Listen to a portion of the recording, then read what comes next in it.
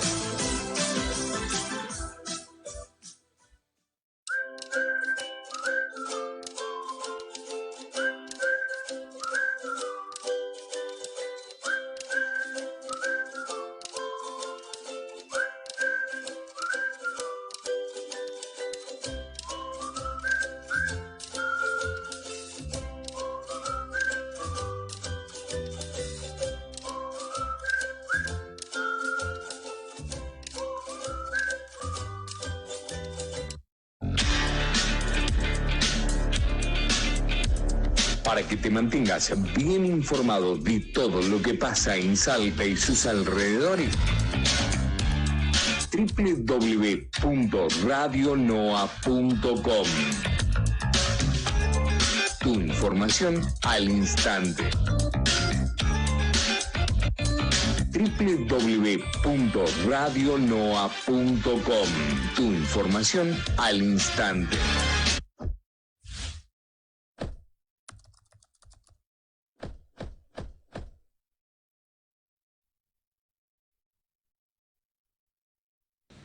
Señoras y señores, bienvenidos, muy pero muy buenas tardes. Estamos en una jornada más de Zoom DTV. Estamos acá en TV2 Salta para toda la República de la provincia de Salta, como siempre lo decimos. Y estamos acá haciendo Zoom DTV, haciendo un programa más de lo que sucede en cada una de las situaciones en lo que hace a la información. Información que ciertamente tenemos que dar sobre lo que aconteció durante el fin de semana, durante lo que va a pasar durante esta semana y sobre todo uno de los últimos temas más importantes que ha sido resurgente ha sido el tema de los presos o detenidos que se han escapado de la comisaría de Aguaray, una comisaría donde han logrado realizar un boquete y han podido escaparse 6 presos, de los cuales 5 se han recuperado, se han recapturado. Solamente queda uno que vendría a ser el ideólogo de esta fuga. Por lo tanto, son 5 las personas que han sido ya recapturadas. En lo que hace a la información también es lo que está pasando con las mujeres. Hay otro femicidio, se habla de un femicidio más en la ciudad de Salta. Tenemos que hablar de lo que sucedió durante el sábado. Se encontró una mujer de 71 años, muerta con signos de violencia, con algunos cortes a la altura del cuello. En este caso también tenemos que hablar de más acontecimientos también sobre violencia de género, donde en el interior de la provincia, de Salta. Y esto, si se confirma que hubo un caso de femicidio con esta mujer de 70 años, tenemos que hablar de un número importante, y el número es el número 14, sería el 14º femicidio en la provincia. Esto es un número que también alarma, así que esto hay que tenerlo en cuenta, hay que hablar sobre esto y sobre todo hay que tener mucho, pero mucho cuidado. Recordemos que la provincia de Salta tiene una emergencia, hay una prórroga por parte de la provincia, hablando de emergencia de violencia de género. ¿Qué está pasando con estas mujeres que siguen siendo asesinadas? Y no lo sabemos. Lo que sí es importante reconocer es que en la provincia las mujeres corren peligro, corren riesgo, y esto es lo que estamos dando información. Hay que tener en cuenta que las mujeres siguen estando en el foco de la tormenta, en el ojo de la tormenta, porque las mujeres no pueden morirse así porque sí. Otro tema también importante que ha sido durante el fin de semana, un tema bastante importante y resonante a nivel nacional, ha sido este cartel, si el director nos puede poner, que es el Alerta Sofía. Alerta Sofía, que todos decíamos, buscamos a Sofía. No es es el nombre de el alerta. En este caso, no es que buscábamos a Sofía, la recién nacida que se robaron del hospital de Tartagal. Es una medida que utiliza en este caso la seguridad para poder dar a conocer que se busca a una persona. Pero esto lo vamos a profundizar con alguien que tenemos acá en el estudio para que podamos hablar sobre este tema y muchos más. Recordemos, durante el viernes en la madrugada se daba la información de que habían robado a una nena recién nacida del Hospital Juan Domingo Perón de Tartagal.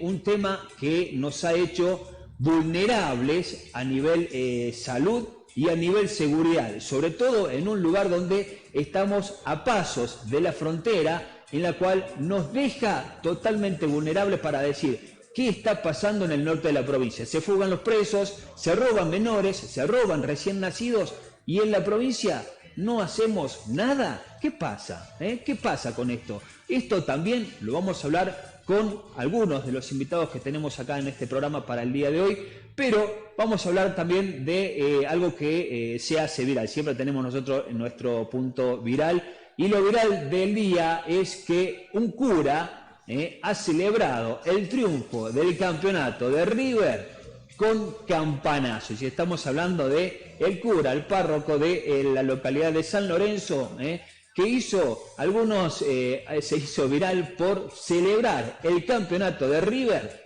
a los campanazos. Lo vemos.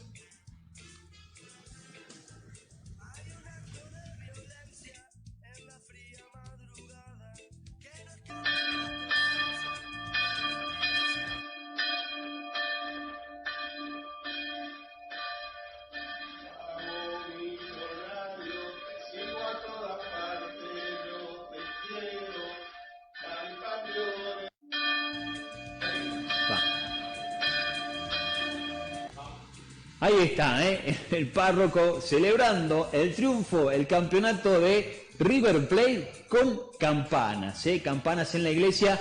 Un momento que los mismos residentes de la zona de San Lorenzo, preocupados, se preguntaban qué pasa, por qué suena tanto la campana. La misa ya había terminado, recordemos, un día sábado a las 9 de la noche, y que el cura esté tocando la campana. Es preocupante, pero bueno, una manera de relajar, una manera de celebrar, en este caso, el torneo, el campeonato de River Plate, fanático de este equipo que ha sido el ganador de este torneo de apertura en la primera división. Pero nosotros nos vamos a un pequeño corte y ya comenzamos a desarrollar este programa que se llama Zoom DTV.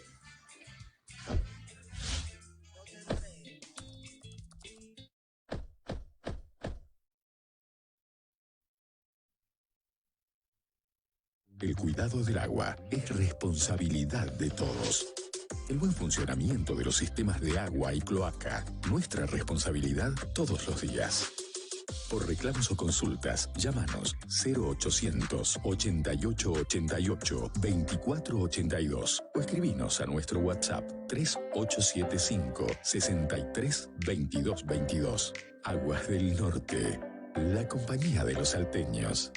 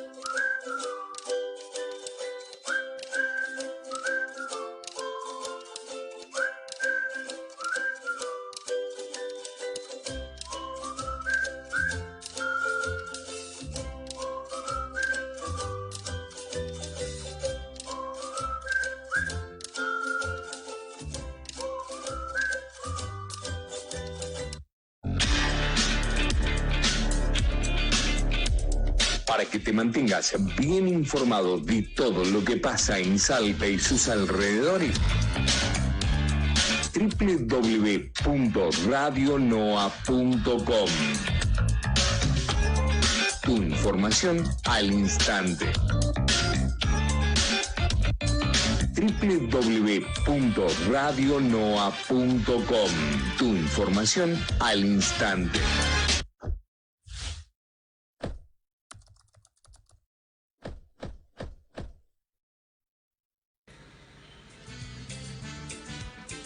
Continuamos acá en Zoom BTV, en TV2 Salta, el aire de Salta. Tenemos nuestra invitada, que es la abogada Luciana Salcedo. Ella es abogada y nos va a hablar sobre algo que todo el mundo se pregunta, ¿qué es el Alerta Sofía? El Alerta Sofía, que todo el mundo compartió esta información y en un momento pensábamos que buscábamos realmente a Sofía, pero no es así, simplemente era un tema que hoy ella nos va a comentar y nos va a explicar qué es lo que significa este Alerta Sofía. Luciana, ¿cómo estás? Bienvenida, muy buenas tardes.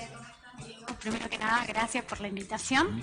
Bueno, como ya saben, la Alerta Sofía viene a ser una versión local de lo que es la Alerta Ámbar, que se utilizan en más de 40 países, ¿sí?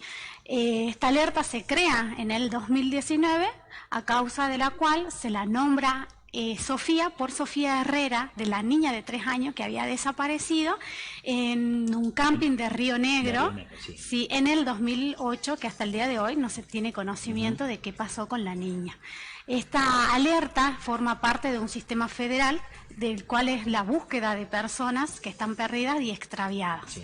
Este sistema lo que tiene es enviar la información, tanto información como imágenes correctas del niño, niña o adolescente que está perdido y en el cual se considera que su vida corre peligro. Sí. ¿Sí? Este sistema lo que hace también tiene una coordinación con las autoridades del Ministerio de Seguridad Nacional y con sus pares provinciales, en el cual lo que hace es enviar una alerta a los medios de comunicación, a las redes sociales, que es lo que más se mueve actualmente, sí, como Twitter, Instagram, Facebook, para que esa búsqueda se multiplique, ¿sí? Y también disminuir la vulneración que hay en los derechos de los niños que desaparecen.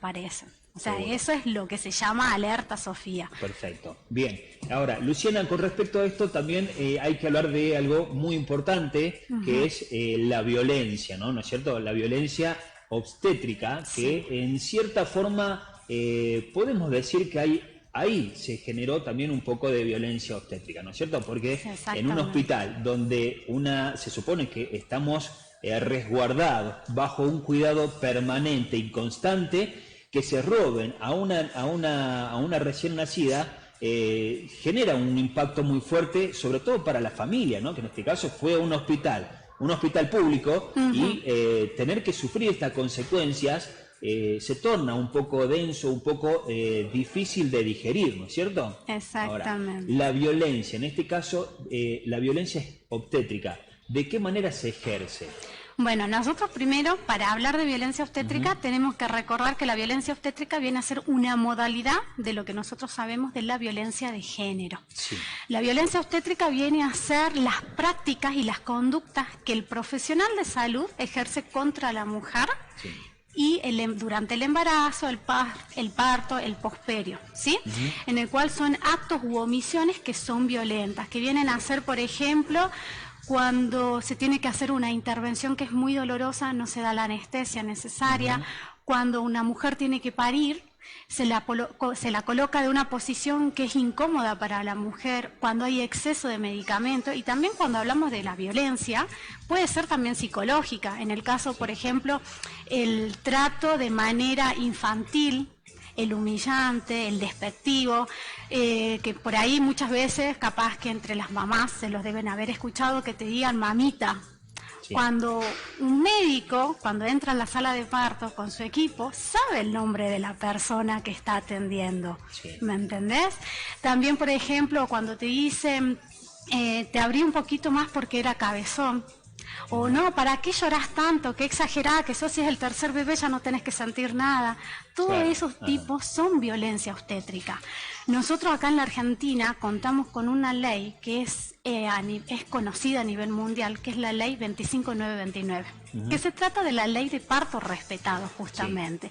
Esta ley lo que trata de hacer es garantizar que se genera un ambiente familiar en el cual la madre, el bebé y el padre sean los protagonistas del momento más importante que es de una familia, el dar a la luz de un niño, ¿sí? Garantizarle los derechos, garantizar que va a ser escuchada esa familia de sus deseos, necesidades. O sea, lo que busca la ley es cambiar la manera en que es atendida una mujer. La mujer tanto en el embarazo, en el parto, incluso en el posparto. Sí. Respetar de que sea informada completamente de todas las intervenciones que se haga, de considerarla una persona sana por la cual ella puede decidir de hacer, de tomar decisiones de que, por ejemplo, si ella no quieren que se le haga alguna intervención, que sean a modo de investigación, de saber la situación del embarazo, de contar con la persona de confianza en el momento del parto, que muchas veces se escuchó que incluso se llegaron a hacer denuncias en la cual la madre, por un simple protocolo o sin dar una explicación, llegaban a suceder esto, que no la dejaban entrar con alguien o incluso venían con un embarazo lo más normal, llegan a todas las semanas, le dijeron que iba a ser parto natural. Sí. Y vienen y salen con una cesárea que a veces no le dan un justificativo. Claro. Esto sucede tanto en el ámbito público como privado. ¿Y se denuncia frecuentemente esto? ¿Hay denuncias sobre esto? Lamentablemente, el tema de la violencia obstétrica nosotros lo tenemos muy naturalizado, en el sentido que lo consideramos algo natural, algo normal. Sí. Yo te cuento una anécdota.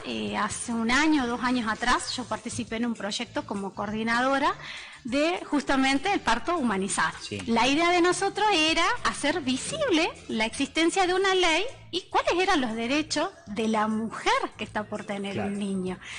La cuestión era de que era llegar tanto a familiares, llegar a mujeres, a adolescentes, incluso llegamos a gente mayores que hoy por hoy deben tener 60, 70 años, que fueron papás en algún momento, y era impresionante los testimonios que nos contaban de estas situaciones, de que te ataban, incluso habían veces que por situaciones, protocolo, por urgencia, por los justificativos que te dan siempre, las tenían atado, no en el momento del parto, sino 10, 15, 20 minutos antes, o incluso que porque estaba llena la sala, las dejan a las mamás en bata en el pasillo esperando, o que incluso te hacían estos comentarios despectivos. Y lamentablemente uno siempre consideró, yo pensé que era normal, la verdad que a mí no me molestaba, pero es violencia. Claro. Y nosotros hoy por hoy pedimos que se haga la denuncia, que se denuncien esas situaciones para que ya deje de existir esa vulneración en ese momento que es tan hermoso, que es el dar a luz a un bebé y también cuidarlo al bebé. ¿Me entendés? Porque desde el momento que nace también esta ley protege los derechos del niño, en el cual se trata de, bien nace, ponerle la pulserita que es identificatoria y colocarla desde el momento con la madre, y que esté todo el tiempo posible con la madre mientras esté en el hospital. Perfecto. ¿Me entendés? Bien. Ahora, en este caso, bueno, también tenemos, recordemos en la provincia y sobre todo en el interior, que es lo que sucede con más frecuencia, ¿no?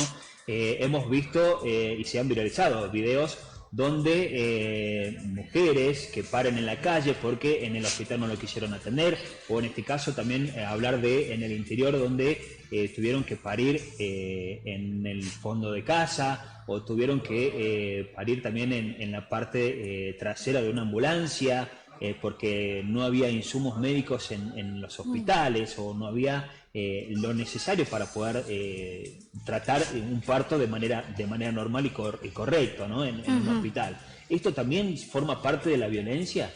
Sí, sí, porque a ver, nosotros consideramos que cuando vos estás en un trabajo de parto, vos hiciste un control, tu médico tiene un control de todas las etapas, de todas las semanas que vos vas teniendo en el embarazo.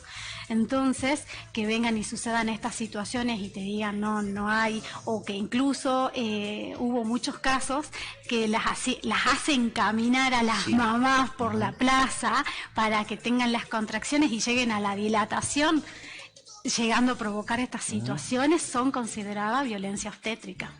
Bien. ¿Cómo podemos hacer entonces para ir identificando este tipo de situaciones de violencia y darnos cuenta de que estamos siendo agredidas? En este caso las mujeres están siendo agredidas de manera violenta y necesitamos esclarecer esto, necesitamos visibilizar esto. Bueno, primero que nada, yo siempre aconsejo que se hagan asesorar, ¿sí?, por un profesional que está capacitado con temas de género, porque no todo el mundo tiene la capacitación que es para tratar las violencias de género y más estas situaciones, como te dije, que son muy naturalizadas, que son muy normalizadas para la sociedad. Saber que existe una ley en la cual esa ley pide que sean capacitadas las personas que trabajan en los centros de salud, los médicos, todo el tema de las guardias, hacer las denuncias correspondientes para que se hagan las investigaciones necesarias, de las cuales se observa que hay un trato deshumanizado para la mujer que está en el momento del parto. Sí, perfecto. Ahora, Luciana, con respecto también a esto, nos hace resurgir la idea de un parto sin violencia, sin este caso, y también sobre el no naturalizar, como vos lo decías, es tener en cuenta de que cada una de las situaciones son totalmente diferentes, ¿no es cierto? Exactamente. Ahora, ¿cómo hacemos para denunciar? Vos decís de que no cualquier abogado puede hacer o puede tomar este tipo de denuncias, pero ¿cómo lo hacemos? ¿Dónde hay algún contacto, hay algún lugar donde podemos hacer este tipo de denuncias? Bueno, primero que nada tenés la línea del 144, ¿sí? Podés realizar la denuncia en la OBIF y podés hacer la denuncia también en el Polo de la Mujer. Generalmente también hacen las denuncias en las comisarías, pero lamentablemente, o sea, yo no generalizo, pero lamentablemente no todas las comisarías están capacitadas con temas de violencia, que se han visto situaciones en las cuales las mujeres, maltrato intrafamiliar, violencia de género, cómo le hacen las entrevistas, o sea, que no están tan capacitados para tratar ese tema. Imagínate situaciones de violencia obstétrica, que incluso ni deben saber cómo realizar la denuncia, incluso una mujer que no se da cuenta en el momento que se está viviendo esa situación, porque incluso cuando una mujer vive violencia obstétrica, lo que sucede es que las consecuencias no solamente van a ser físicas, sino también son psicológicas, son sexuales, son reproductivas, en el sentido de que la mujer va a revivir constantemente el maltrato que sintió en el momento de parto, al punto de rechazar la idea de volver a tener un niño. Incluso en el tema de la maternidad, le provoca como un rechazo con el niño, el tema de la lactancia, son muchas consecuencias que después de un estudio, o después de una terapia, o después de haber tenido el niño y pasar un tiempo, ahí te das cuenta cuál fue el origen de todas las consecuencias que se van generando. Ahora, en este caso, ante este tipo de situaciones, muy bueno lo que planteas, Luciana, porque al generar este tipo de consecuencias, digamos así, ¿cómo se sigue después de haber realizado una denuncia, de seguir con este tipo del trabajo, digamos, de la denuncia, y después cómo se sigue? ¿Cuáles son los pasos a seguir después de que descubrimos la violencia, la denunciamos, y después el trastorno psicológico, cómo lo tratamos? Y la verdad que ahí tiene que ser mucha ayuda, mucho acompañamiento de la mamá, de la mujer que sufre la violencia. Es primero aceptar que sufrimos una violencia obstétrica, como te dije, es naturalizada en todos sus ambientes. Es ver, de buscar ayuda, primero aceptarlo y de ahí buscar la ayuda necesaria para poder salir de esa situación. que sobre todo la parte psicológica es un poquito más complicada y es un poquito más detallado, sí, ¿no? De buscar esa ayuda y sobre todo también en el tema de la parte de psicología, buscar a alguien que tenga especialización, capacitación sobre violencia. No es que yo trate de hacer desigualdad ni nada, pero estamos hablando de un tema de que tenés que tener una capacitación para poder tratar estas situaciones tan particulares. Seguro. Bien, Luciana, para ir redondeando en este caso, quiero que me digas dónde podemos ubicarte para poder hablar sobre estos temas o sobre otros temas en los cuales vos estás especializada, sos abogada. Sí. Quiero que me digas dónde podemos encontrarte para poder contactarnos, para poder ubicarnos y poder hablar sobre este tipo de temas. Bueno, sí. Bueno, yo tengo mi estudio en la General Güemes 561 entre Subiría y Mitre, oficina 7. Yo me encuentro de lunes a viernes, de lunes a jueves en realidad, de 9 de la mañana a 2:30 y si no, de 5 de la tarde a 8:30 de la noche. ¿El teléfono? 387 474-3832. Perfecto, ahí está. Entonces, para poder hablar, poder conocer en profundidad sobre lo que sucede en violencia obstétrica o algún otro tema legal que ustedes quieran comunicar, si quieran conocer, pueden comunicarse entonces con la doctora Luciana Salcedo. Ella está en General Güemes. General Güemes 561. 561, ahí está. Luciana, muchísimas gracias por venir. Gracias a vos. Un placer, como siempre, poder dialogar y poder conocer un poquito más de lo que abarca las leyes, ¿no? En este caso es un amplio espectro y siempre vamos aportando y vamos conociendo un poquito de cada cosa. Dale, muchas gracias. Gracias a vos. Bien.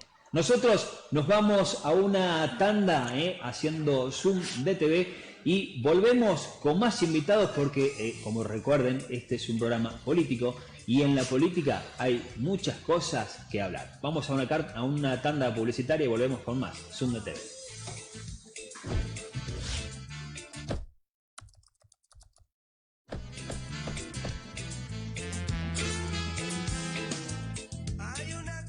El cuidado del agua es responsabilidad de todos. El buen funcionamiento de los sistemas de agua y cloaca, nuestra responsabilidad todos los días. Por reclamos o consultas, llámanos 0800 88 88 24 82 o escribinos a nuestro WhatsApp 3875 63 22 22. Aguas del Norte, la compañía de los salteños.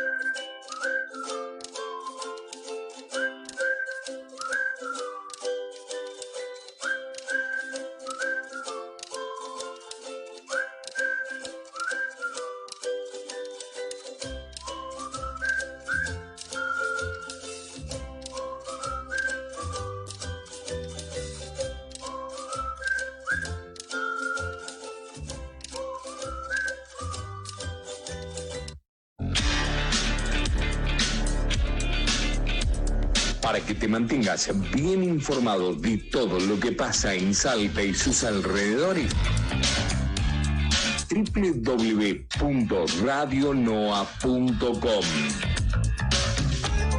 Tu información al instante.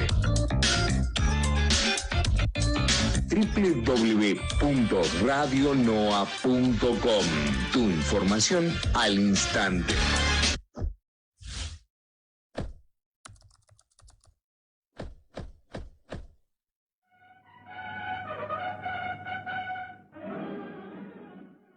En Zoom DTV, acá en TV2 Salta, y tenemos otro invitado, por supuesto. Tenemos que hablar de lo que sucede a nivel nacional en la provincia y sobre todo en lo económico. Recordemos, hoy en este caso el dólar está por arriba de los 500 pesos, pero todos, incluso algunos optimistas dicen de que el dólar se va a mantener hasta los 600 pesos. Y ahí vamos a ver qué es lo que pasa, qué es lo que sucede, pero tenemos que conocer qué es lo que se sigue. Recordemos, estamos en un año electoral, en un año en el cual el propio ministro de Economía es el candidato o el precandidato a presidente de la Argentina, con una pelea interna en el Fondo Monetario Internacional por algunos objetivos, algunos pedidos que le está haciendo el Fondo Monetario para que se ejerza antes de las elecciones, y obviamente el propio precandidato a presidente oficialista es quien está reteniendo esta modificación o este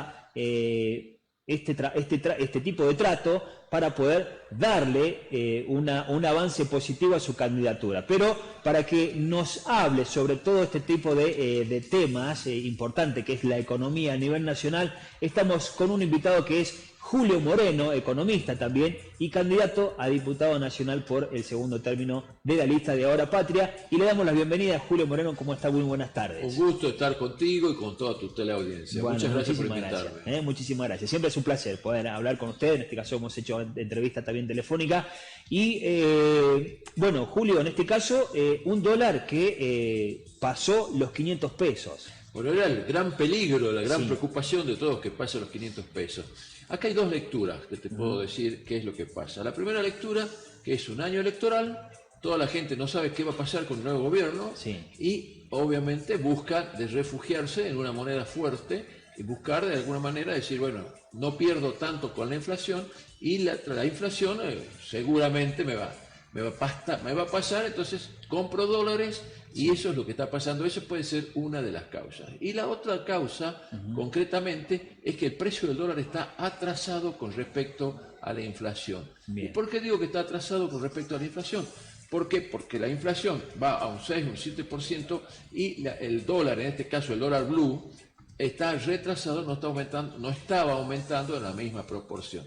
Este mes saltó y estamos ya en casi un 5% de aumento con respecto al mes pasado, que en definitiva, si esto continúa, es lo que decías, que el dólar, o sea, si continúa el dólar ajustándose, en este caso el dólar blue y los dólares financieros, ajustándose por la inflación, seguro que llegamos a los 600 pesos cómodos a fin de año. Seguro. Ahora, estos 600 pesos o este dólar puede seguir incrementando, puede llegar a los 1.000 pesos, como dicen algunos. Bueno, no creo, o sea, desde mi óptica, ¿no?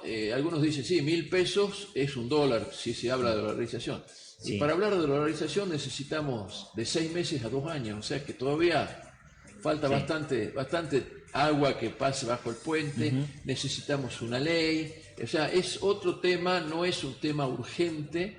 Acá los temas urgentes que tiene que resolver la política es la desocupación, el trabajo informal, bueno, obviamente la inflación, que es el gran problema. Claro. Así que te diría que hay problemas urgentes y hay problemas importantes. Hoy hay que atacar los problemas urgentes para empezar de a poco a atacar los problemas importantes, que puede ser uno de los problemas también, son las leyes laborales amigables.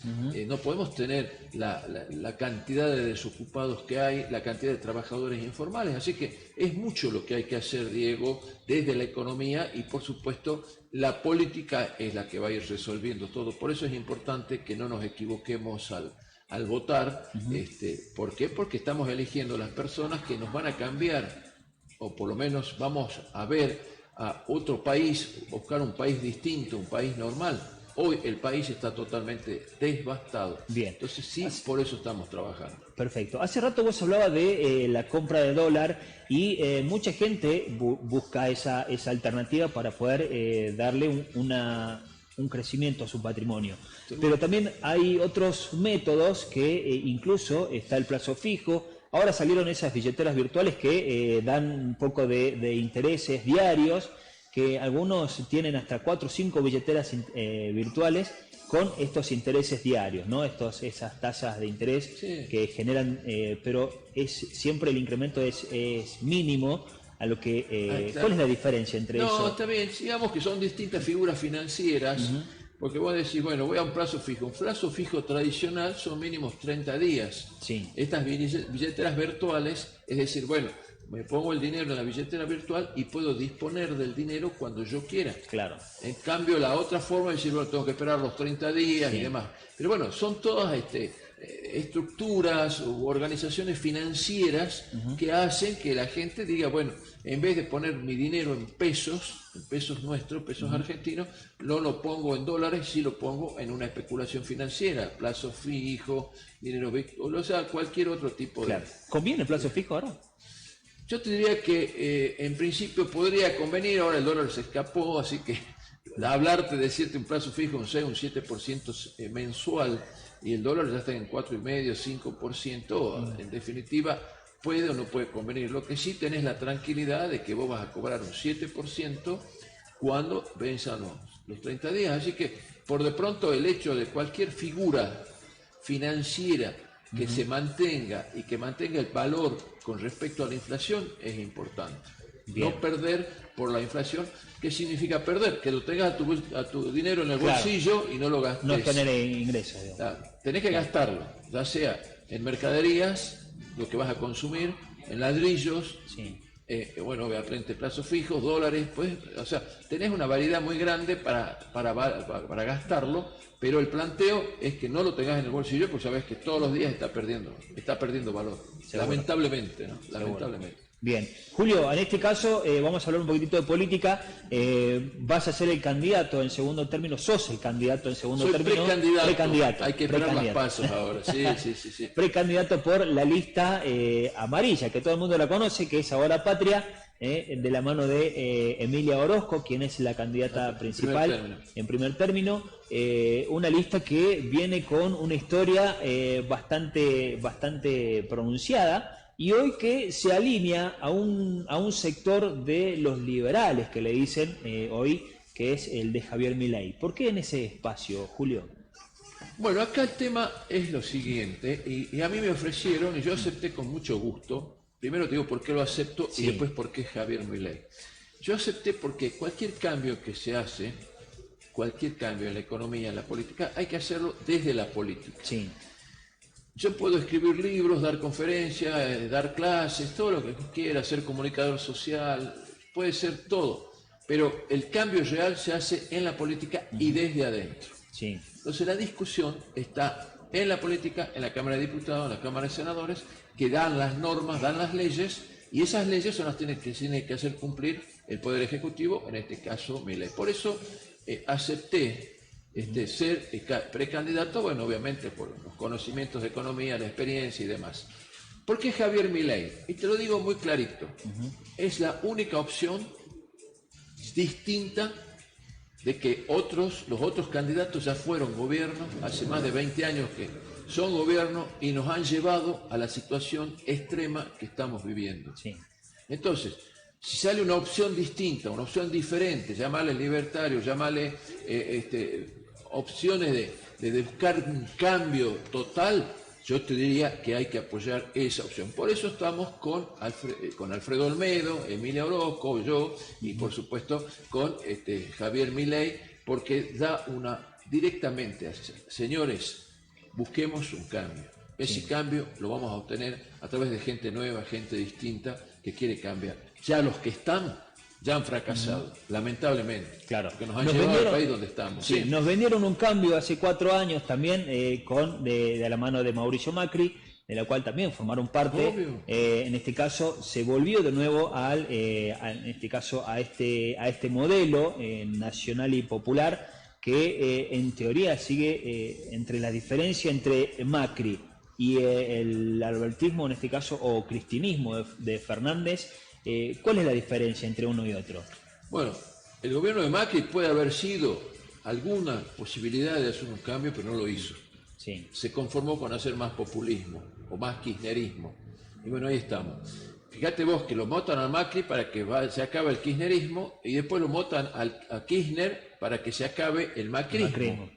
O sea, son dos modelos ya fracasados. Sí. Fíjate vos cuando asume Alberto Fernández, que ya sabíamos que iba a ganar, él prometió una inflación a fin de su mandato de un dígito, estamos en 3 dígitos, lamentablemente. Y acomodar la balanza comercial, acomodar el sistema financiero, el sistema, decir, bueno, no vamos a gastar más, el sistema fiscal, la política fiscal, no vamos a emitir más dinero de lo que corresponda. Y bueno, fíjate vos el descalabro que en este momento tiene el país.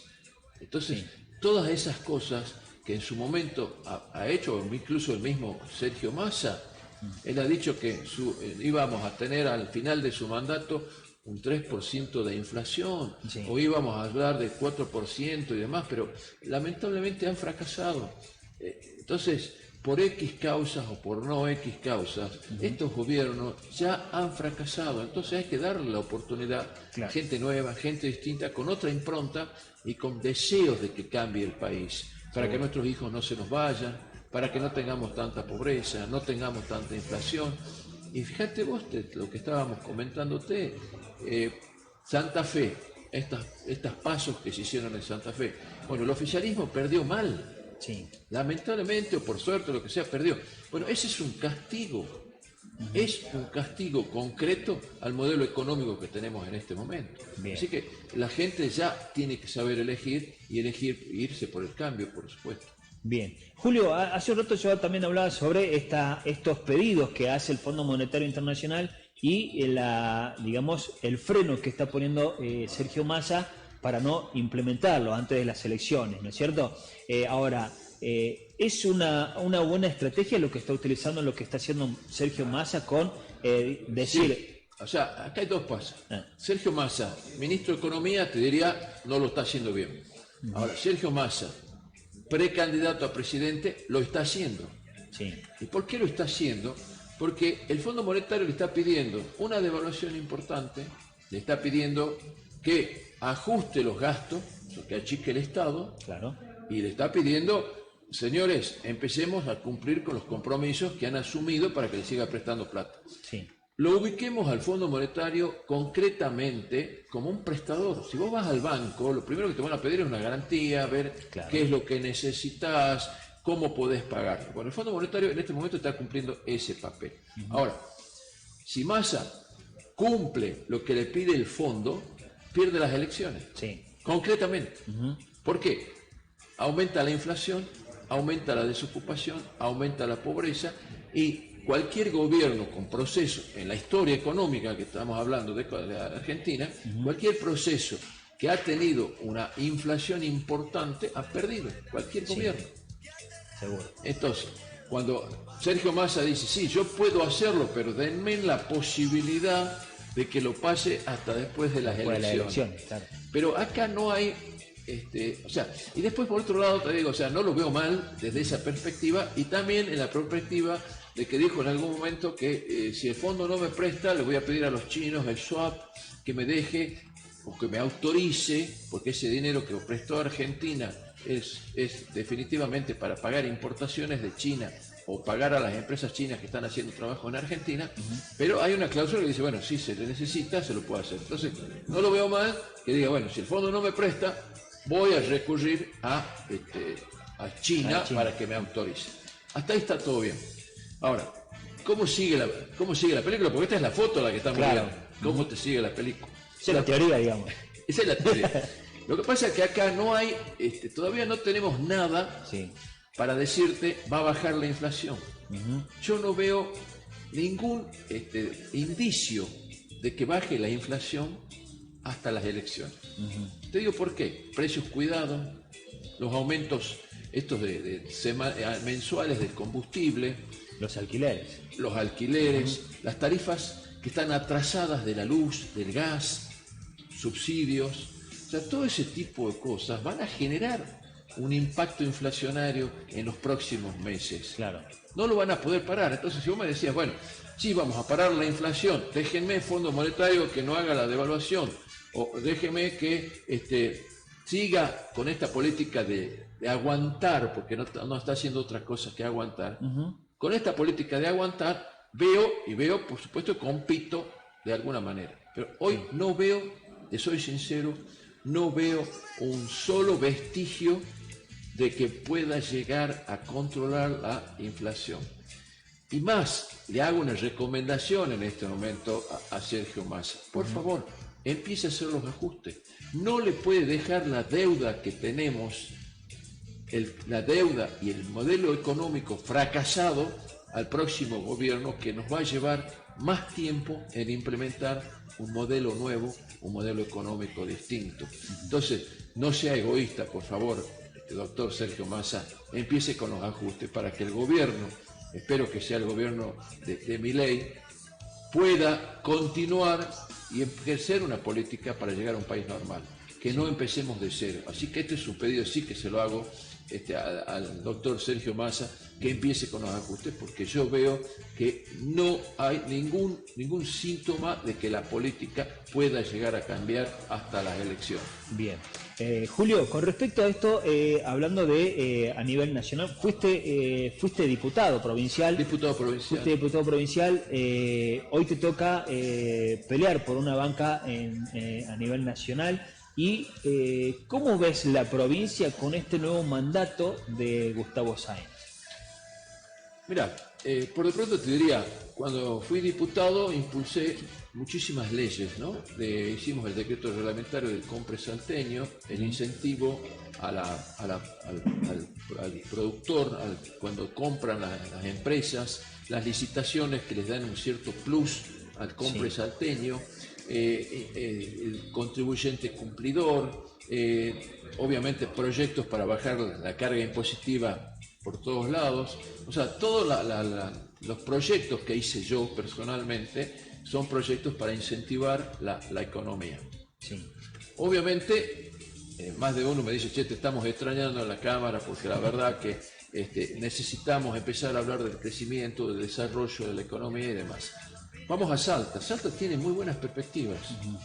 Salta, con el tema de minería, Salta puede tener la libertad. Si vamos a un gobierno nacional, le vamos a dar mucha más autonomía a las provincias. ¿Qué va a pasar? De 140 y pico impuestos que tenemos que bajarlos a 10 impuestos. No podemos tener tantos impuestos. Sí. Entonces, vamos a empezar a hablar de incentivos al trabajo. De hecho, es uno de los más impuestos, uno de los reclamos más constantes que tienen los empresarios para poder invertir en el país, ¿no? Obviamente.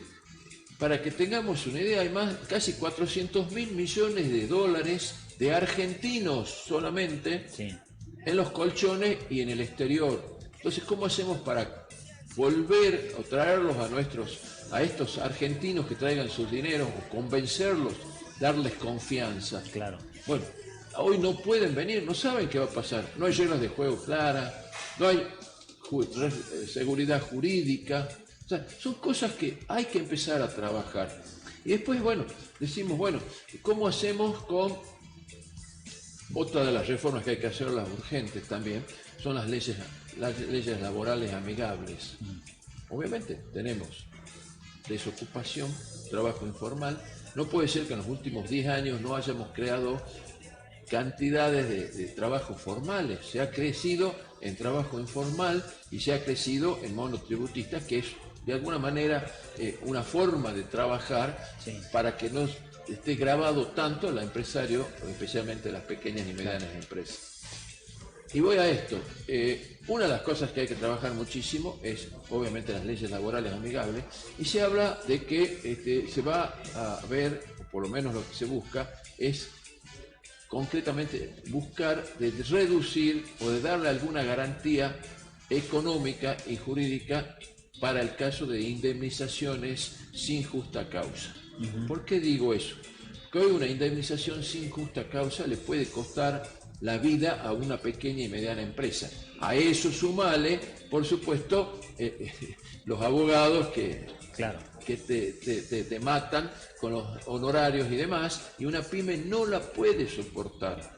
No es que esté en contra de los abogados, de lo que estoy en contra es que hay que darle las posibilidades a las pequeñas empresas, al inversor chiquitito, a la persona que quiera emprender, al emprendedor. Entonces, lo que sí podría decirte, o sea, no lo veo mal, cuando empecemos a tener más autonomía, más fuerza como provincia. Sí. Hoy somos la tercera o cuarta provincia más pobre de Argentina, entonces esas cosas nos hacen mucho mal. Y por otro lado, creo que es importante empezar a hablar de autonomía, por supuesto, de las provincias, y que de alguna manera, si hay una reforma tributaria, que las provincias sean las encargadas de cobrar algunos impuestos que se coparticipan a Nación. Que sea al revés, que las provincias coparticipen con Nación. Entonces eso va a generar un movimiento muy fuerte dentro de las provincias para incentivar la actividad privada, la generación de riquezas, el dar valor agregado a la producción. O sea, hay que cambiar. Estos modelos ya fracasaron, entonces hay que pensar modelos distintos que pueden y van a tener más éxito que los modelos que ya fracasaron en Argentina. Seguro.